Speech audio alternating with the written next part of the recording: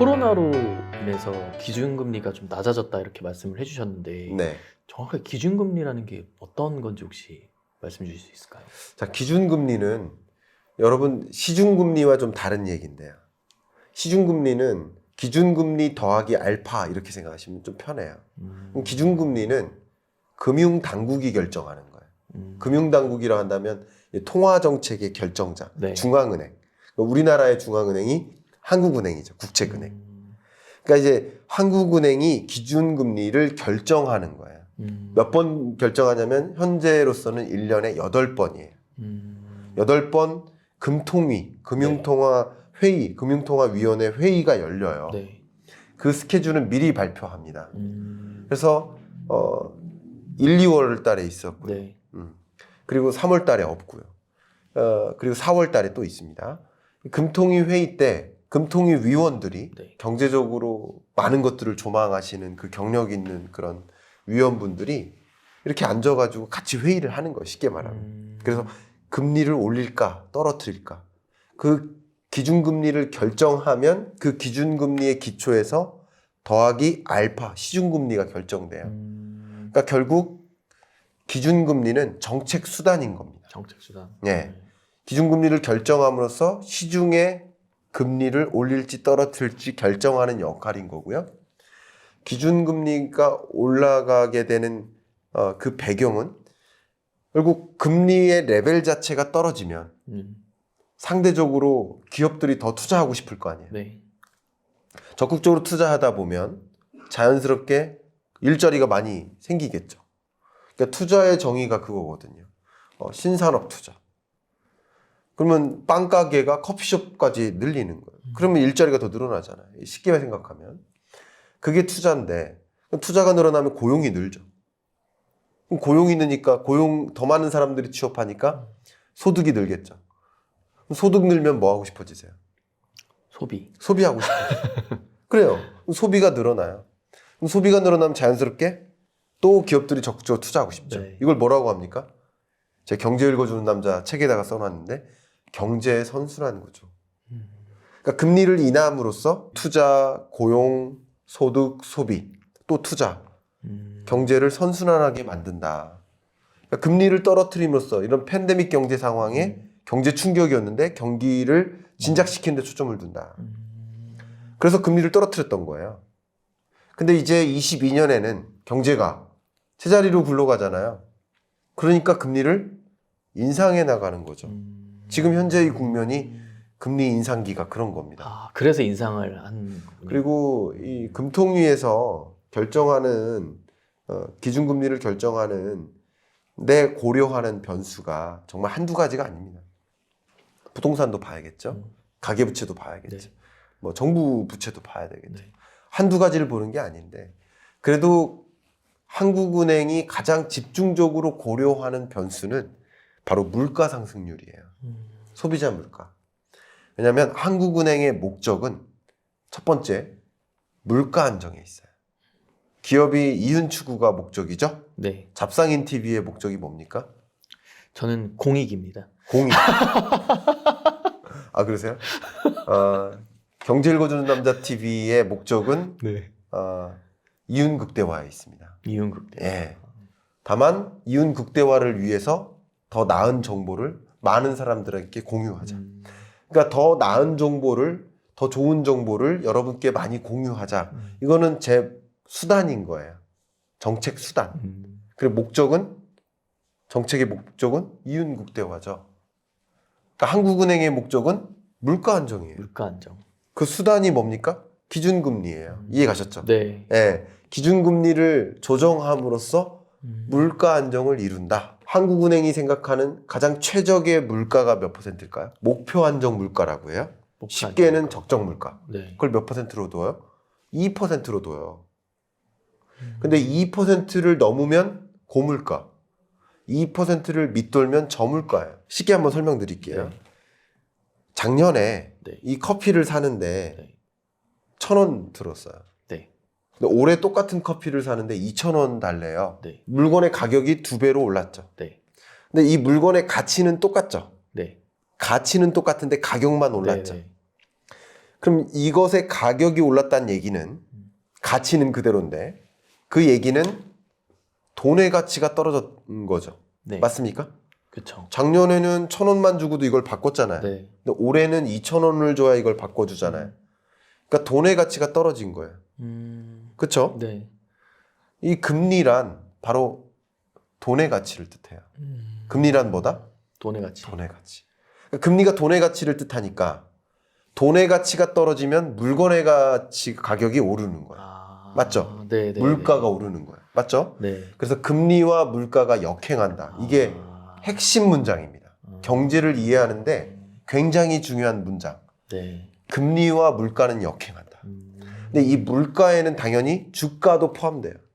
자산 가치, 부동산 가치도 포함돼요. 네.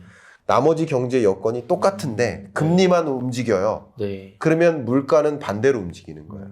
주가도 반대로 움직이는 거예요. 네. 나머지 조건이 똑같다 그러면. 코로나19 팬데믹 위기 때는 금리를 떨어뜨려서 경제를 성장시키게 만들고 금리를 떨어뜨리다 보니 당연히 포기해야 될 것이 있어요. 그게 물가 상승이었던 거예요. 물가 상승을 그냥 포기했던 거예요. 두 마리 토끼니까. 왜냐하면 경기 진작이 더 우선이었던 거죠. 근데 22년 들어서 21년부터 경기가 회복되기 시작했잖아요. 회복되기 시작하니까 금리를 이제 올리는 거예요. 정상화하는 거예요. 정상화하면서 특히 지금부터는 경제가 제대로 돌아왔으니 지금 고민되는 게 뭐예요? 높은 물가. 이 소비자 물가가 2%를 훌쩍 넘는 거예요. 네. 이 물가 상승세를 잡기 위해서 금리를 더 가파르게 인상시켜야 되는 여건하에 놓인 거예요. 그래서 금리와 물가가 그런 관계에 있습니다. 한국은행, 중앙은행의 목표가 네. 물가 안정과 경제 성장에 이바지하는 것. 그러니까 두 가지 목적이라고 보시면 좋아요. 그러기 위해서 한국은행이 사용할 수 있는 정책 수단이 있겠죠. 네. 그 정책 수단 한 가지가 기준금리였던 거예요. 아. 근데 그거 말고 또 다른 정책 수단이 있는데 그게 통화량을 조절하는 거예요. 그러니까 비슷한 방향이에요. 시중에 돈을 푼다라고 하잖아요. 네. 양적 완화라고 네. 하죠. 시중에 유동성을 많이 공급한다. 그러면 똑같은 방향의 움직임이 있겠죠. 금리를 떨어뜨리나 유동성을 공급하나. 네. 똑같은 선순환을 이루죠. 네. 네, 그렇게 하는 거예요. 아. 두 가지 통화정책 수단을 저는 오른팔 왼팔을 이라고 비유를 해요. 그 밖에 다른 수단들도 있습니다. 네. 지급준비율 조정이라든가 네. 여러 가지 수단들이 있는데 이 두 가지 가장 강력해요. 나머지는 거들 뿐. 그래서 금리도 인하하고 유동성도 엄청나게 공급했던 거. 그게 코로나19 팬데믹의 대응 정책이었던 거예요. 지금 경알못을 위한 아주 최적화된 질문이었어요. 그런데 네. 근데 보세요. 이렇게 했는데 이제 금리도 인상하죠. 네. 그러니까 테이퍼링은 뭐냐면 만약에 결혼 안 하셨죠. 네. 안 했습니다. 근데 만약에 그 중2 자녀가 있다고 가정해 볼게요. 네. 가정을 한번 해보세요. 상상을. 네. 용돈을 좀 주세요. 네. 근데 어느 날 갑자기 다음 날 너 용돈 없어. 그러면 그 중2 학생이 뭐라고 할까요? 그러면 학교 안 갈래. 이러고. 아 그래요. 난리가 나죠. 네. 그 난리가 나는 그런 현상을 이 사회학적으로 뭐라고 하는지 아세요? 그걸 발작이라고 합니다. 발작. 발작. 아. 그걸 이제 김미경 선생님은 네. 지랄 발작하고 있네 이러시더라고요. 라이브 중에 인스타 라이브 중에 사회학적으로는 지랄 발작. 네, 네. 경제학에선 그걸 긴축 발작이라고 합니다. 긴축 발작. 네. 그러니까 유동성을 이만큼씩 공급하다가 네. 위기 시에 네. 이제 경제가 회복된다고 갑자기 유동성 0 그래 버리면 어떻게 돼요? 발작이 일어날 거예요. 네. 그러니까 발작이 일어나면 안 되니까 시장이 난리가 날 거거든요. 네. 여러분 팬데믹 위기 상황에 미국에서 1,200억 달러씩 공급하고 있었어요. 금리도 제로 금리로 떨어뜨렸지만 네. 그러다 갑자기 0 그래 버리면 어떻게 해요? 주가도 0 찍을 겁니다. 네? 다우지수가 0 찍을 거예요. 네. 그러니까 그런 긴축 발작이 일어나면 안 되니까 그러니까 중2 학생의 반응처럼 그런 게 있으면 안 되니까 천천히 줄여나가요. 그걸 테이퍼링이라고 해요. 아. 원래 그 테이퍼링이라는 용어가 경제학 용어가 아니었습니다. 피디님 모르셨죠? 경제학 용어가 아니에요. 그러면 무슨 용어예요? 그 운동선수들이 중요한 운동 경기를 앞에 두고 운동량을 조금씩 줄여나가요. 아. 왜냐하면 컨디션을 끌어올리려고. 그걸 테이퍼링이라고 해요. 컨디션을 끌어올리기 위해서. 그래서 수능 시험 앞두고 3일 동안 공부 열심히 했죠. 네. 그쵸? 네. 공부 못하던 적당히 열심히 했습니다. 공부 못하던 친구가 시험 앞두고 공부 막 벼락 공부하는 거고요. 그렇지.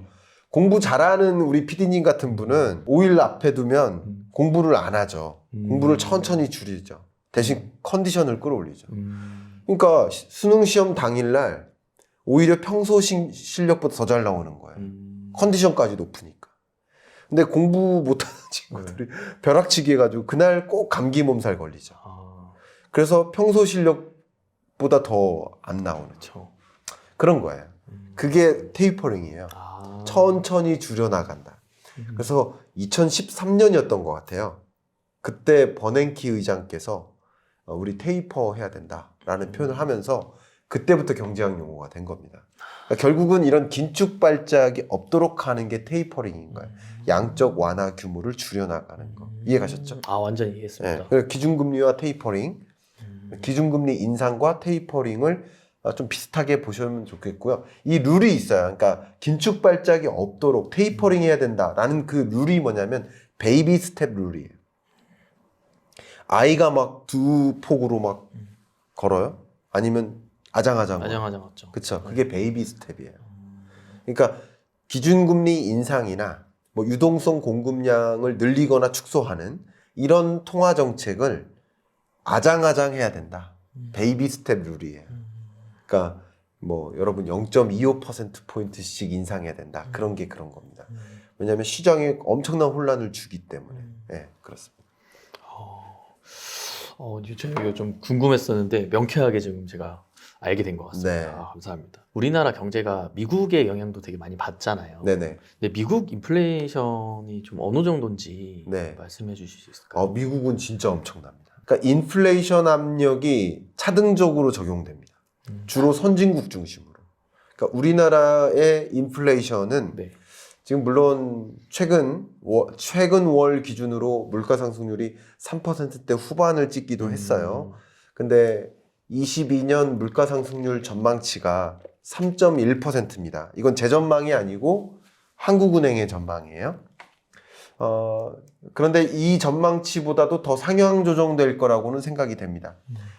이것은 당연히 러시아 사태, 러시아에 대한 경제 제재 정도, 우크라이나 전쟁 정도, 이것에 따라서 좀 갈림길이 올 것 같은데, 그것은 제가 전쟁을 얼마나 장기화될 것인지를 전망할 수 없으니까 네. 저도 그것까지는 모르겠습니다만, 네. 어쨌든 우리나라는 지금 현재로서 중앙은행의 전망은 3.1% 정도예요. 근데 미국 같은 경우는 지금 이미 5, 6 이렇게 찍습니다. 네. 그러니까 이것은 굉장히 큰 상승률이에요. 그러니까 물가 상승률이 여러분이 체감하는 그 체감 물가와 이 소비자 물가 상승률은 원래 달라요. 왜냐하면 소비자 물가 상승률은 460여 가지 소비 품목의 전년 동월 대비 등락률이에요. 그러니까 여러분의 체감 물가는 그거죠. 어제 대비 오늘 가격 상승. 어제 호박 사러 갔더니 1,000원이었는데 오늘 호박 사러 갔더니 2,000원이에요. 그러니까 어제 대비 가격 상승분이니까 여러분의 체감 물가는 굉장히 높은 거예요. 그렇죠.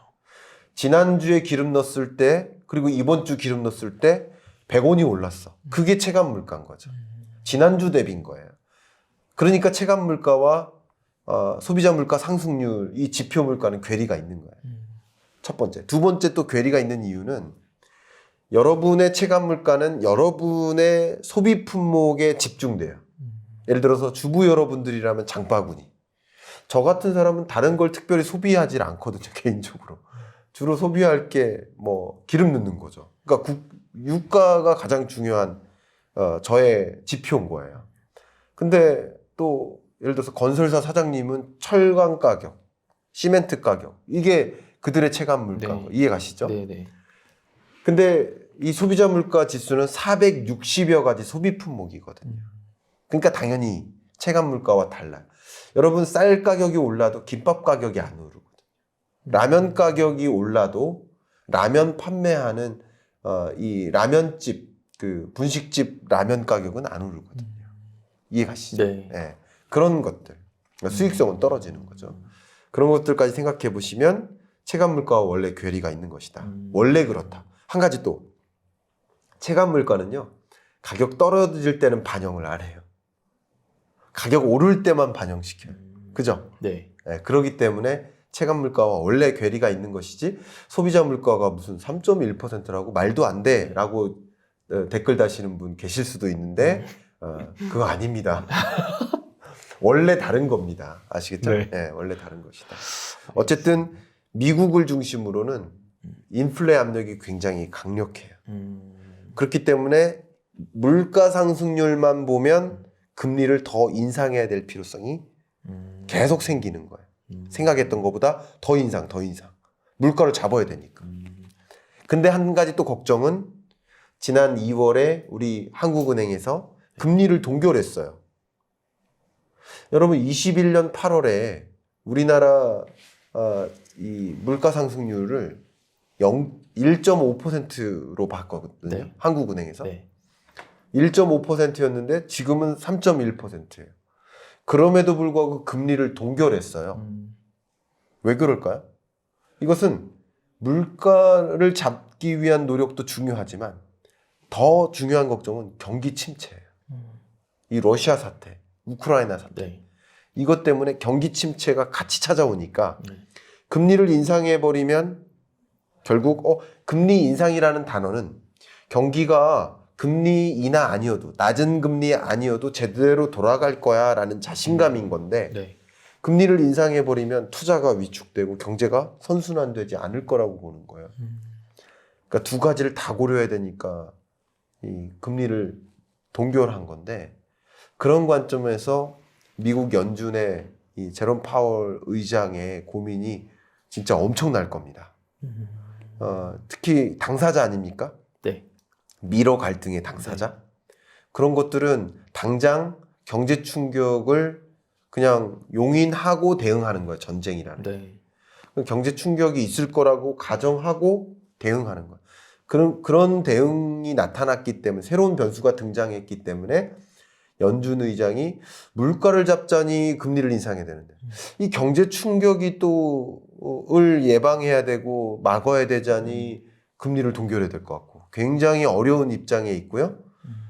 1, 2월 달만 해도 금리를 3월, 4월 가속화해서 인상할 거라고 봤는데 네. 그러기 어려워졌습니다.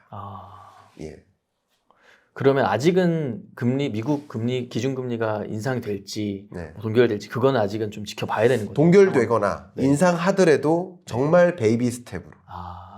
예. 이 러시아는 우크라이나 사태가 있기 전까지만 해도 뭐 0.5%포인트만큼씩 올린다거나 네. 굉장히 가파르게 큰 폭으로 올릴 거라고 생각했었어요. 네. 그때까지만 해도 인플레이션만 잡으면 됐었거든요. 네. 경제는 이제 뒷받침되니까 네. 인플레이션만 잡으면 됐었으니까. 네. 근데 지금은 경제 성장과 인플레이션을 같이 잡아야 되니까. 네. 예. 그렇기 때문에 굉장히 혼란스러워요. 네. 그러면 기준금리가 그 낮은 폭으로라도 조금 오르게 되면 네. 그거에 따른 우리나라에 좀 영향은 어떤 게 있어요? 우리나라 입장에서는 기준금리를 같이 인상해야 되는 필요성이 더 생기는 거죠. 왜냐하면 어쨌든 미국이 기준금리를 이렇게 인상해 나가면 네. 아까 말씀드렸듯이 금리는 뭐예요? 돈의 가치죠. 같이. 미국 돈의 가치가 올라가잖아요. 네. 그럼 상대적으로 신흥국 돈의 가치는 떨어지는 거잖아요. 네. 그러니까 외국인 자금의 이탈도 고려를 해야 돼요. 그런 것도 있고. 그래서 이제 기준금리를 인상해야 될 필요성, 그러니까 기준금리를 인상해야 될 이유 10가지, 기준금리를 동결해야 될 이유 10가지 이렇게 되니까 연준 우리나라 금통위 위원들이 그거 가지고 고민하는 거예요. 그걸 가감하겠죠. 네. 그렇죠? 그렇죠. 인상했다는 효과를. 근데 미국이 인상을 하게 되면 우리는 더 인상해야 될 요인이 한 가지 더해지는 거죠. 네, 그렇게 생각하시면 좋을 것 같습니다. 아무래도 금리 인상이 계속 지속된다. 네. 그리고 미러 갈등이 계속된다. 네. 이것은 주식시장의 긍정적인 사인은 아니라고 볼 수 있는 것이죠. 네. 지금 약간 그 대학 그 경제 수업 듣는 느낌이어가지고 네. 이렇게 학생 때 이렇게 공부를 제가 열심히 했으면 네. 좀 다른 인생을 살고 있지 않았을까 이런 생각이 좀 듭니다. 네. 사실 이 클로즈업의 컨셉이 네. 여러분께 제가 강의식으로만 말씀을 드리면 좀 멀리 느껴지고 네. 제가 또 친절하게 설명 못 드리니까 여러분 궁금해 하시는 분들 네. 직접 초대해서 여러분이 갖고 계신 그 질문들을 제가 답변을 드리면서 더 가까이 여러분과 다가가서 친절하게 안내를 해드리겠다 이런 취지였으니까요. 네, 여러분들도 이제 또 참여하고 싶으신 분, 이 자리에 앉고 싶어 하시는 분 적극적으로 댓글이나 뭐 참여 의사를 밝혀주시면 좋겠습니다. 오늘 함께 하셨는데 네네. 소감 말씀 좀 여쭤볼게요. 일단 제가 앞서서도 소개를 드렸지만 저는 이제 경알못, 대표적인 경알못이거든요. 네. 근데 약간 그 눈높이에서 너무 쉽게 좀 네. 어려운 개념이라든지 이런 네. 것들을 쉽게 설명을 알기 쉽게 해주셔가지고 네. 너무 제 개인적으로는 네. 좋았던 시간이었던 것 같습니다. 네. 그래서 앞으로도 이 기회를 통해서 더 관심을 더 많이 갖고 좀 저도 공부를 개인적으로 좀 더 해볼 생각입니다. 그러세요? 네. 이 영상 나오는 거에 고정 댓글 남겨주세요. 네네. 그러면 또 여러분들이 또 찾아오기 좋으시니까 알겠습니다. 네, 그렇게 하겠습니다. 감사합니다. 초대해주셔서 감사합니다. 네, 감사합니다. 네.